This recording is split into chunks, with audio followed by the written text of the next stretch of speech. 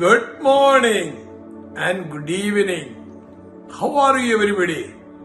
നിങ്ങൾ എല്ലാവരും സുഖമായിരിക്കുന്നു എന്ന് വിശ്വസിക്കുന്നു. Walk in holiness and purity. വിശുദ്ധിയിൽ നടക്കുക. 1 പത്രോസ് 1:16 വായിക്കുമ്പോൾ, ഞാൻ വിശുദ്ധനായിരിക്കുന്നത് പോലെ നിങ്ങളും വിശുദ്ധരായിരിപ്പീൻ. ദൈവത്തിന്റെ കൈപ്പണിയായ നമ്മളെക്കുറിച്ച് ദൈവം ആഗ്രഹിക്കുന്നത് ദൈവത്തെ പോലെ, കർത്താവിനെ പോലെ നമ്മൾ ആകുക, ആ നിലയിൽ വളരുക, ആ നിലയിൽ വിശുദ്ധിയിൽ ജീവിക്കുക. അതാ കർത്താവ് നമ്മെക്കുറിച്ച് ആഗ്രഹിക്കുന്നത്. എല്ലാത്തിന്റെയും പിന്നിൽ ഒരു എയിമുണ്ട്, ഒരു ഉദ്ദേശമുണ്ട്.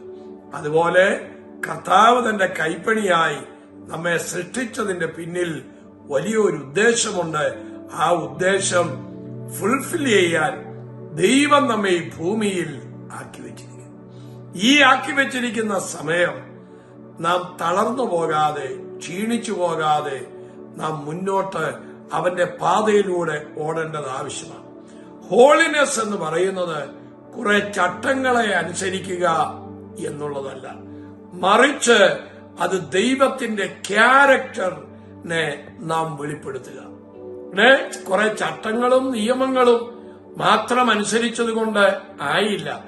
ദൈവത്തിന്റെ ആ ക്യാരക്ടർ നമ്മുടെ ജീവിതത്തിലൂടെ നാം വെളിപ്പെടുത്തണം.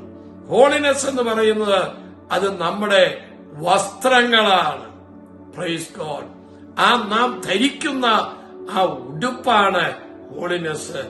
വിശുദ്ധിയിൽ ജീവിക്കണമെങ്കിൽ നാം പ്രലോഭനങ്ങളെ എതിർക്കണം, ഹൃദയങ്ങളെ സൂക്ഷിക്കണം, പാപത്തെ വിട്ടകന്ന് നാം ജീവിക്കണം.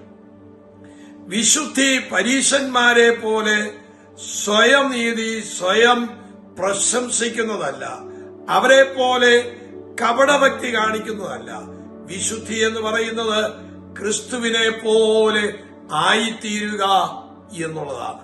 അതാ കർത്താവ് നമ്മെക്കുറിച്ച് ആഗ്രഹിക്കുന്നത്, ക്രിസ്തുവിനെ പോലെ ആയിത്തീരുക. Walk in holiness and purity. വിശുദ്ധിയിൽ നടക്കുക. ഈ പുതിയ വർഷത്തിലേക്ക് നമ്മൾ കയറാൻ പോകുന്നു. കഴിഞ്ഞ വർഷങ്ങൾ പാഴായി പോയിട്ടുണ്ടെങ്കിൽ, കഴിഞ്ഞ വർഷങ്ങൾ നഷ്ടമായി പോയിട്ടുണ്ടെങ്കിൽ, ഇനി അല്പം പോലും നഷ്ടപ്പെടുത്തരുത്. നമ്മുടെ യേശുവിന്റെ വരവ് വളരെ അടുത്തിരിക്കുന്നു. അതുകൊണ്ട് അതിനായി ഒരുങ്ങാം. വലിയവനായ ദൈവം എല്ലാവരെയും സഹായിക്കട്ടെ. God bless you. I love you. ഞങ്ങളുടെ കർത്താവെ, ഈ ജനത്തെ ബ്ലസ് ചെയ്യണം. അവരുടെ സിക്നെസ് മാറ്റണമേ, അടഞ്ഞ വഴികളെ തുറക്കണമേ, അങ്ങ് മഹാത്ഭുതങ്ങളെ ചെയ്യണമേ. ബ്ലസ് ചെയ്യുന്നു യേശുവിൻ നാമത്തിൽ തന്നെ. ആമേൻ.